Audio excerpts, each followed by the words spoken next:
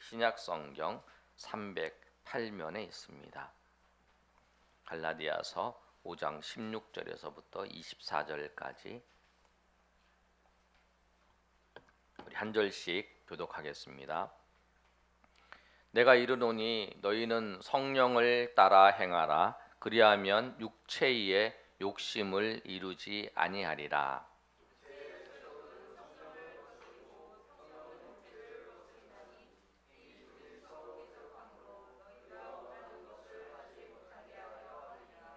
너희가 만일 성령의 인도하시는 바가 되면 율법 아래에 있지 아니하리라.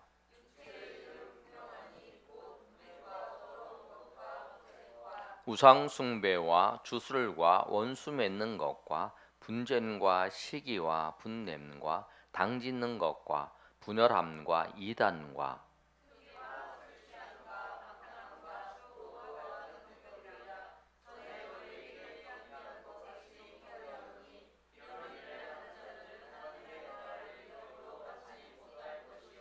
오직 성령의 열매는 사랑과 희락과 화평과 오래 참음과 자비와 양성과 충성과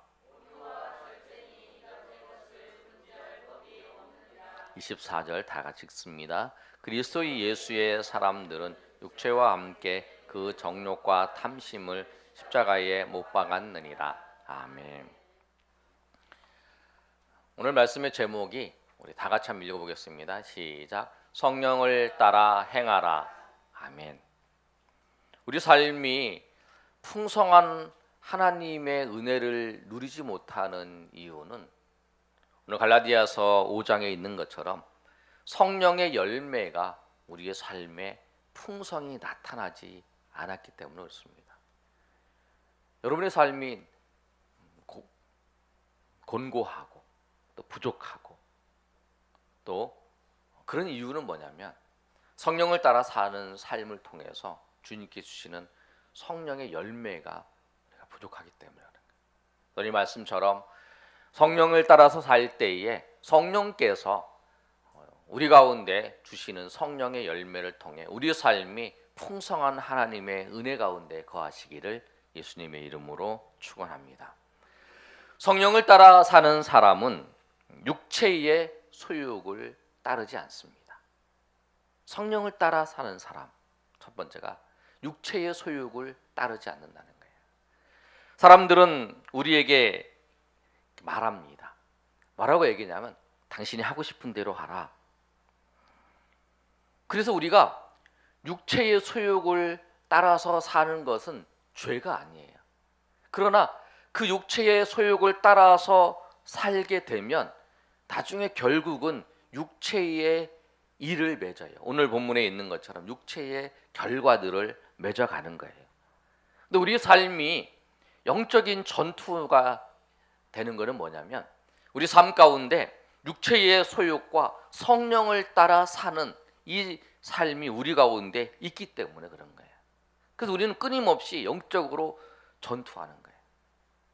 예수 그리스도께서 우리를 위해서 죽으심으로 우리의 죄가 다 속해졌습니다. 그리고 우리는 다 죄를 통해 용서를 받았어요. 그러나 우리의 삶의 자리에 죄가 남아 있어요.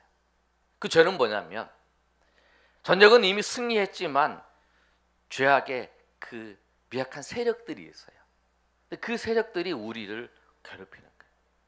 근데 그것이 어떤 형태로 나타나냐면 우리에게 육체의 소욕을 따라 사는 것으로 나타나는 거예요. 그 육체의 소욕을 따라 살다가 그 육체의 열매를 맺는 것이 뭐냐면 육체의 오늘 본문에 나오는 것처럼 육체의 일이라는 거예요.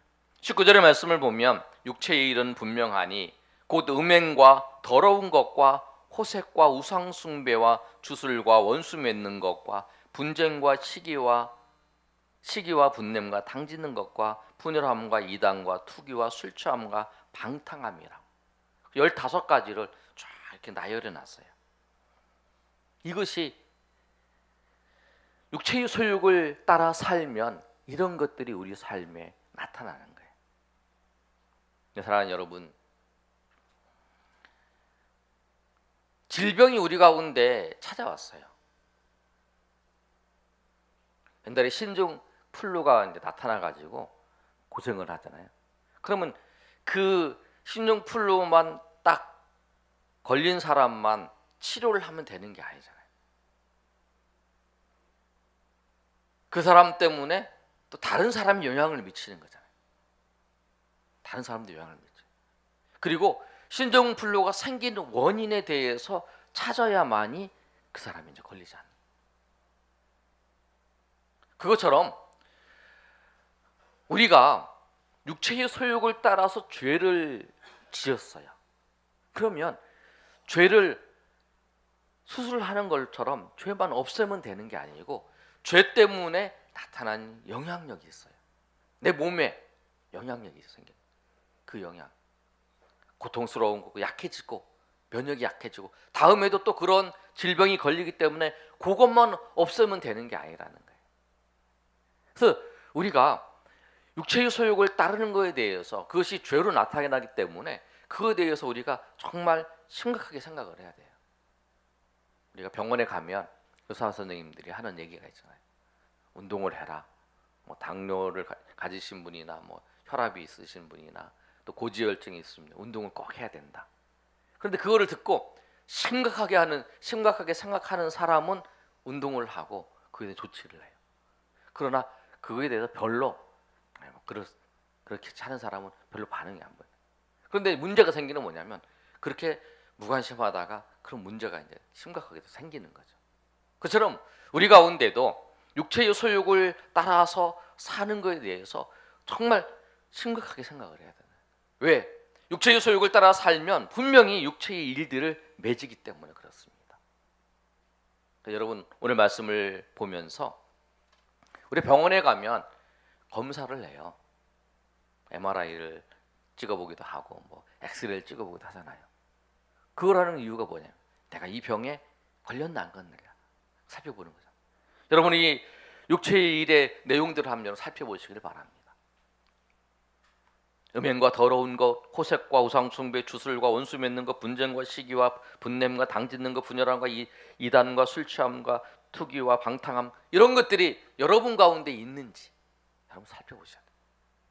그리고 만약에 그것이 여러분 가운데 있다면 주님 내가 이걸 치료를 받아야 되는구나.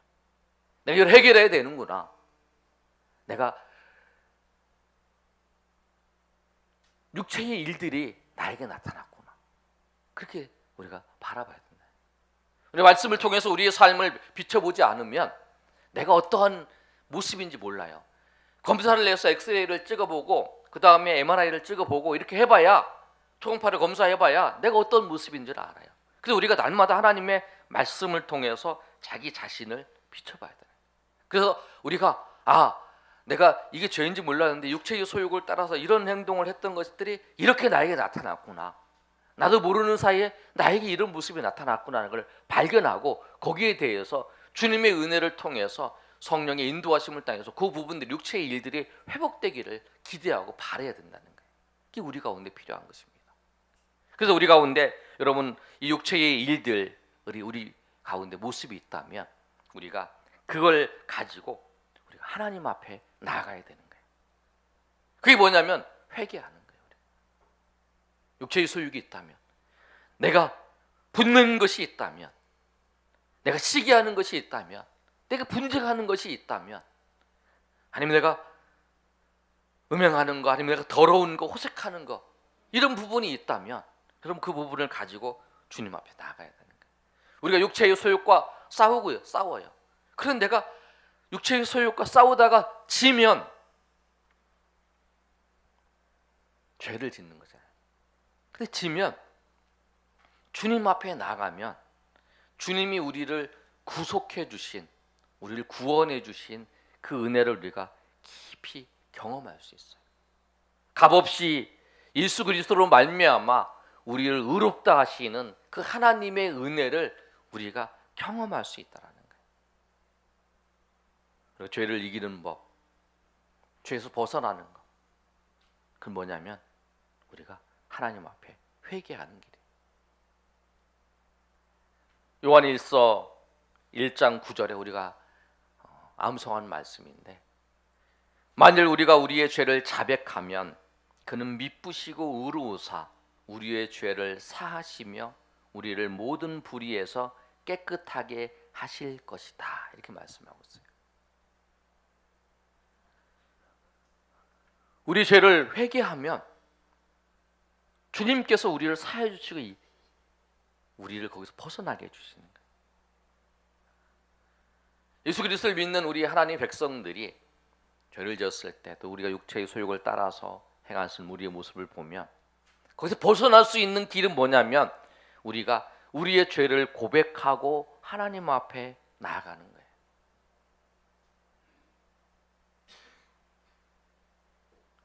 회개하는 거 하나님의 은혜입니다, 여러분. 회개하는 것을 그치면 그게 문제가 되는 거예요. 회개하면 반드시 죄를 이기게 돼 있어요. 회개하면 이기게 돼 있어요. 순간순간에 내가 이 하나님 이렇습니다, 내가 연약합니다, 내가 부족합니다 라고 하나님 앞에 내 죄를 고백하면 그 죄를 이길 수 있어요. 주님께서 이기게 하시고 주님께서 승리하시는 그 은혜를, 나는 못하는데 주님이 승리하신 그 은혜가, 그 내가 회개함을 통해서 그 은혜가 내가 임하는 거예요. 그래서 그 은혜로 내가 그 자리에서, 그 죄의 자리에서 이길 수 있는 거예요. 우리가 죄를 이길 수는 없어요. 왜? 우리는 이길 수 없어요. 예수 그리스도만이, 예수 그리스도의 십자가에서 우리를 위해 죽으신 예수 그리스도만이 죄를 이기고 사망을 이길 수 있기 때문에 그러는 거예요. 그러니까 그 은혜를 우리가 경험할 수 있는 길은 뭐냐면, 내가 연약한 부분이 있을 때, 내가 약한 부분이 있을 때, 내가 부족한 부분이 있을 때, 내가 죄를 지었을 때 하나님 앞에 회개하는 거예요. 하나님 앞에 나가는 거예요. 그래서 그 구속의 은총을 내가 그 자리에서 경험하는 거예요. 하나님의 은혜 가운데 경험하는 거예요. 정말 여러분, 우리의 연약한 모습이 있을 때 주님 앞에 나아가시길 바랍니다. 주님 앞에 나가실 때 주님께서 우리를 회복시켜 주시고 인도하시는 은혜가 경험할 수 있습니다. 그가 어떠한 죄악이든지 어떠한 모습이든지 그게 상관없어요.